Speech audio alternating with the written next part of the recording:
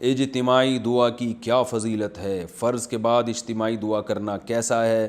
آپ کے بیان میں سنا ہے کہ فرض نماز کے بعد دعا نہیں مانگنی چاہیے۔ میں نے ایک حدیث سنی ہے کہ اگر کئی لوگ جمع ہوں اور ایک بندہ دعا مانگے، باقی لوگ آمین کہیں تو ان کی دعا قبول ہوتی ہے۔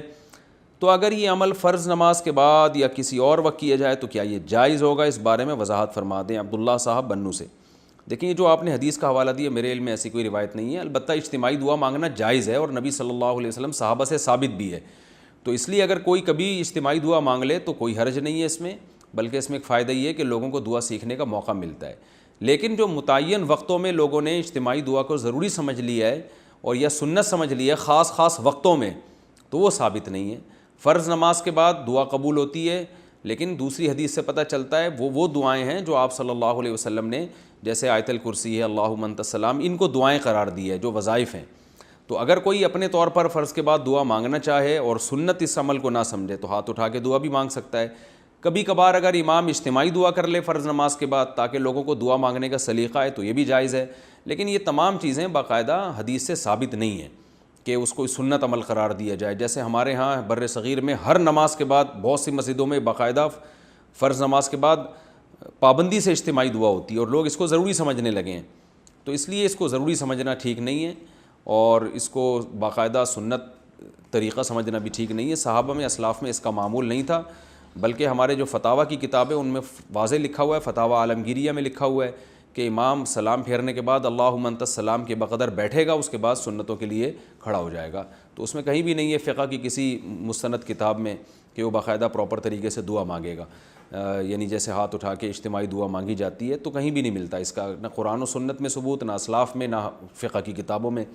تو لیکن بہرحال اس مسئلے میں شدت جائز نہیں ہے، اماموں پہ فتوے لگانا جائز نہیں ہے۔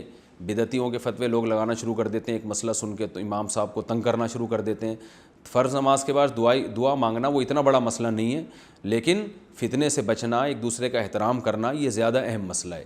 تو آپ ایسا نہ ہو کہ ایک چیز کو ختم کرنے کا وہ طریقہ اختیار کریں جس سے مسجدوں میں لڑائیاں شروع ہو جائیں یا لوگ مسجد کے اماموں کا ادب و احترام چھوڑ دیں، تو یہ طریقہ بالکل ٹھیک نہیں ہے۔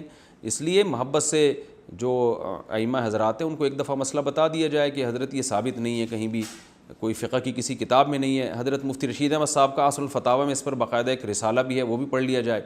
اور پھر اگر کوئی عالم اس رائے سے اختلاف کرتا ہے تو علماء کی رائے میں اختلاف ہوتا ہے، تو جو عالم جس رائے پر عمل کرنا چاہے وہ اس پر عمل کرے۔ جو ہماری رائے تھی، جو ہمیں تحقیق سے سمجھ میں آئی، وہ ہم نے بتا دی۔ تو خلاصہ یہ ہے کہ کسی بھی رائے پر عمل کریں، پھڈے بازی نہ کریں، لڑیں نہیں، ایک دوسرے کے خلاف فتوے بازی نہ دیں۔ تو ہماری رائے جو جس پر ہمیں اطمینان ہے وہ یہی ہے کہ یہ نماز، یہ جو دعا ہے فرض نماز کے بعد باقاعدہ پراپر طریقے سے ہاتھ اٹھا کے اور اجتماعی سطح پہ، یہ ثابت نہیں ہے۔ میں یہ نہیں کہہ رہا کہ حرام ہے، ناجائز ہے، ثابت نہیں ہے۔ اس کو سنت سمجھنا، اس کو ضروری سمجھنا ٹھیک نہیں ہے۔ تو اس لیے میرا معمول نہیں ہے، میں نماز پڑھاتا ہوں تو میں اجتماعی دعا نہیں کراتا، تو اور کوئی کرا رہا ہو تو میں اس کو گریبان سے پکڑتا بھی نہیں ہوں اور فتوے بھی نہیں لگاتا، ان کو بتا دیتا ہوں بھائی یہ کہیں ثابت نہیں ہے، مان جائیں ٹھیک ہے، نہیں مانیں تو بھی ٹھیک ہے۔ بہت ساری چیزیں ہیں دنیا میں ہو رہی ہیں، سارے کام آپ سے پوچھ کے تھوڑی دنیا میں لوگ کرتے ہیں۔ تو اس لیے اس کو جو بہت زیادہ اگر یعنی قابل ملامت وہ ہے کہ اگر کوئی امام نہیں کر رہی ہے دعا تو اس کو بھی ملامت نہ کریں، لیکن لوگ چھوڑتے نہیں ہیں، لوگ امامت سے نکال دیتے ہیں کہ آپ نے یہ دعا نہیں مانگی تو مسجد سے نکال دیتے ہیں اس کو، تو یہ تو زیادتی ہے نا۔